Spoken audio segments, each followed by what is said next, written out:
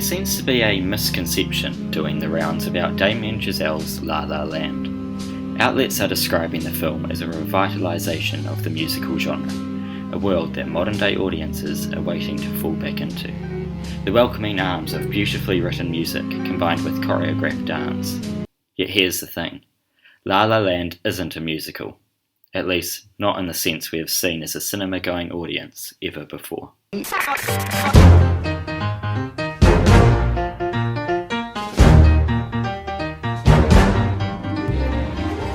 The sort of musical we have catered our expectations to associate with first truly came around in the 1870s by a duo named Gilbert and Sullivan. Think Pirates of Penzance and the Gondoliers. This was the beginning of the singing, dancing, often comedic routine we have come to associate with musicals today. With reimaginings in the 20th century, along came Broadway, and the format of breaking into dance out of a scene.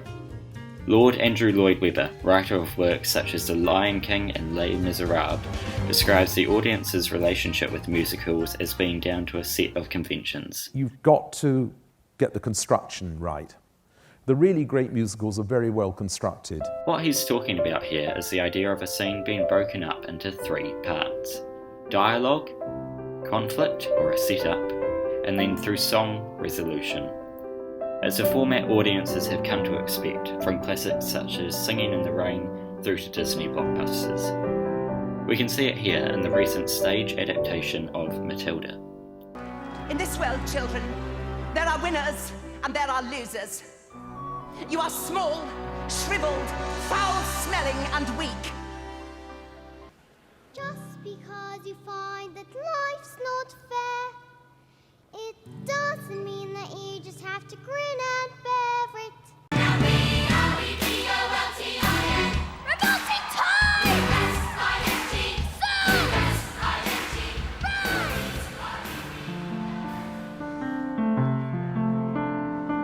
City of stars. Yet in Chazelle's real-world imagining of the musical, we see something vastly different.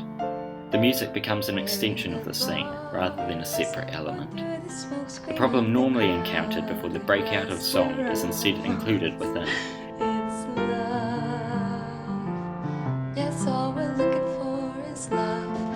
Perhaps the skill with which Chazelle has crafted this has led to audiences leaving the theatre with a yearning for more musicals, not realising that what they had watched hasn't truly been one.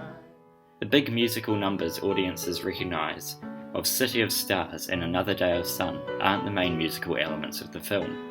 Instead, it's an underlying score which carries a melody throughout the entire picture. La La Land doesn't invite us back to the land of musicals.